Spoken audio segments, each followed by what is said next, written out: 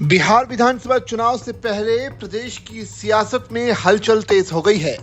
अब तक जहां मुख्य मुकाबला एनडीए और इंडिया गठबंधन के बीच माना जा रहा था, वहीं अब बाहरी दल भी चुनाव मैदान में उतरने लगे हैं। उत्तर प्रदेश के भीम आर्मी प्रमुख चंद्रशेखर आजाद की पार्टी आजाद समाज पार्टी कांशीराम ने भी बिहार में दम दिखाने का ऐलान कर दिया है। पटना में आजाद समाज पार्टी के प्रदेश अध्यक्ष जौहर आजाद ने प्रेस कॉन्फ्रेंस कर बताया कि पार्टी बिहार की 100 विधानसभा सीटों पर अपने उम्मीदवार उतारेगी। उन्होंने बताया कि इन 100 में से 60 सीटों पर विधानसभा प्रभारी भी नियुक्त किए जा चुके हैं और बाकी पर तैयारी अंतिम चरण में है। पार्टी का दावा है कि जिन 100 सीटों पर वो चुनाव लड़ेगी, उनमें से 46 पर सीधा मुकाबला महागठबंधन से होगा। जौहर आजाद ने कहा कि इन सभी सीटों पर बूथ स्तर पर पार्टी की संगठनात्मक तैयारियां पूरी हो चुकी हैं। उन्होंने महागठबंधन पर आरोप लगाया कि वो सभी वर्गों को साथ लेकर नहीं चल रहे, जिससे जनता में असंतोष है।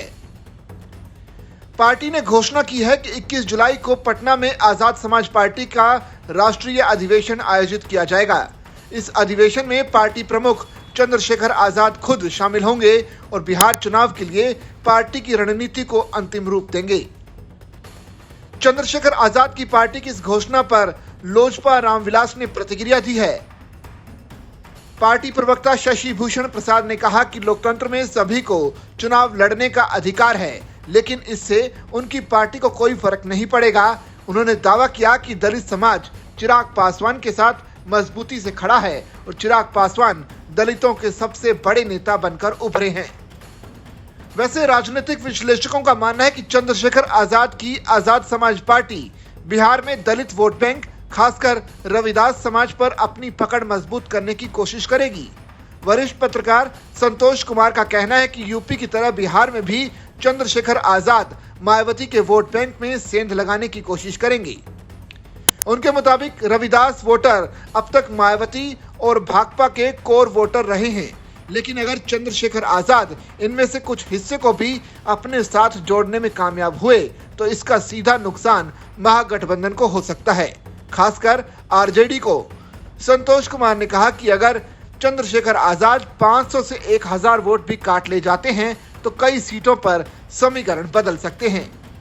विशेषज्ञों का यह भी कहना है कि एनडीए को चंद्रशेखर आजाद की पार्टी से कोई सीधा नुकसान नहीं होगा, क्योंकि रविदास और पासवान वोटर अलग अलग राजनीतिक ध्रुव पर खड़े रहते हैं। पासवान वोटर एनडीए के साथ हैं और चिराग पासवान की पकड़ अब भी मजबूत मानी जा रही है। तो ऐसे में क्या बिहार में भी यूपी की तरह सियासी उलटफेर होने जा रहा है? जिस तरह उत्तर प्रदेश में चंद्रशेखर आजाद ने चुनाव लड़ते हुए बीएसपी के वोटर्स को अपनी तरफ रिझा लिया, तो क्या बिहार में भी ऐसा ही कोई कमाल आजाद समाज पार्टी करने जा रही है? हालांकि कुछ लोग तो ये भी मानते हैं कि आजाद समाज पार्टी को बिहार में चुनाव लड़ने के पीछे एनडीए की कोई मंशा है, क्योंकि वो चाहते हैं कि आजाद समाज पार्टी को चुनाव मैदान में उतारकर महागठबंधन को नुकसान पहुंचाया जा सके। आपकी इस पूरे मामले पर क्या राय है? आप कमेंट करके जरूर बताइए।